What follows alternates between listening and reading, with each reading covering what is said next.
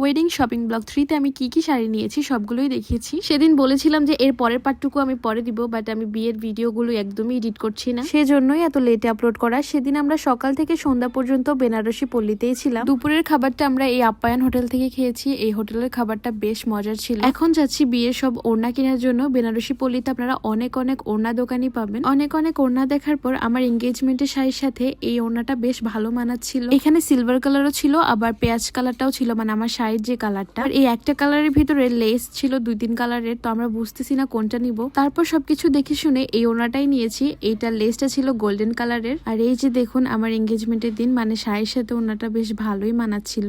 Shopping করতে কিন্তু আসলে বুঝাই যায় না যে কোনটা নিব, কোনটাতে আসলে বেশি মানাবে। আমি একটার পর একটা ওড়না খালি মাথায় দিয়েই দেখছিলাম যে কোনটা ভালো হবে। আগের ভিডিওতেও বলেছিলাম যে আমার টাকায় কালি পড়ে গিয়েছে, দোকানদার মামা আমাকে সেটাই দেখাচ্ছে। এবার আমি ভিতরের দিকে ওড়না দোকানগুলোতে যাই। একটা দোকানের সামনে বেশ অনেক মানুষ ছিল। এত মানুষ দেখে আমি বুঝেছি যে ওই দোকানে হয়তো কালেকশন গুলো সুন্দর, যার জন্য এত মানুষের। দোকানটা এতই চিপা ছিল, একজন ঢুকলে আর আরেকজন ঢুকার জায়গা থাকবে না। অরেঞ্জ কালার ওড়নাটা আমার চোখে পড়ে, তো রাস্তার সামনে ওরা একটা আয়না দিয়ে রেখেছিল, আমি সেখানে ট্রায়াল দিচ্ছিলাম। এই ওড়নাটা দেখছি আমার হলুদের জন্য, আমার লেহেঙ্গার সাথে এই অরেঞ্জ কালার ওড়নাটা বেশ ভালো মানাবে। আর এই ওড়নাটা অর্গানজার মধ্যে ছিল। এটার প্রাইস মেবি আমার কাছে 1200 টাকা রেখেছে। তবে আমার এই ওড়নাটার কোয়ালিটি কিন্তু অনেক ভালো, একবার দেখেই ওড়নাটা আমার পছন্দ হয়ে যায়। এবার আমি বিয়ের জন্য ওড়না দেখছিলাম। উনি আমাকে বলেছিল যে এই ওড়নাটা নেটের মধ্যে আর এভাবে লিখে নিলে 1200 টাকা ছিল, যে আমি কাস্টমাইজ করে দিতে পারবো, আপনি কিভাবে চান আমাকে বলুন। এত মানুষের ভিতরে তাকে আমি বুঝাতে পারবো না, তাই আমি আর্ট করে দিয়েছি যে আমার ওড়নাটা এভাবে হবে। চারপাশে কবুল, মাঝখানে আলহামদুলিল্লাহ এবং উপরে আমার বিয়ের ডেটটা থাকবে। সবকিছু ঠিক করার পর উনি আমাকে বলে এটার দাম উনি 2200 টাকা রাখবে। আমি তো হা হয়ে গেলাম। একটু আগে আপনি বললেন 1200, এখন বলেন 2200। তারপর ওনার থেকে আমি আর বিয়ের ওড়নাটা নিয়ে আমি শুধু হলুদের ওড়নাটা নিয়ে চলে এসেছি। এখান থেকে আমরা সিঁদুরের আউটলেটে চলে গিয়েছি। ওদের মিরপুর 10-এ বেনারসি পল্লীর সামনে এই আউটলেটটা। সিঁদুর পেজটা কম বেশি আপনারা সবাই চিনেন। ওনাদের কালেকশন গুলো আসলে অনেক সুন্দর। ফার্স্টেই আমি এই 2 পিসটা ট্রায়াল দিই। এটা চুনরির উপরে বেশ সুন্দর ডিজাইন ছিল।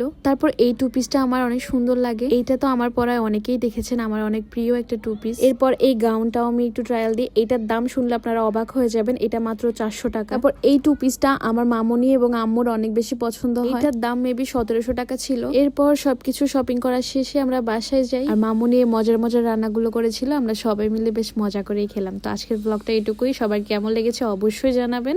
নেক্সট ব্লগ আসছে ইনশাল্লাহ খুব তাড়াতাড়ি।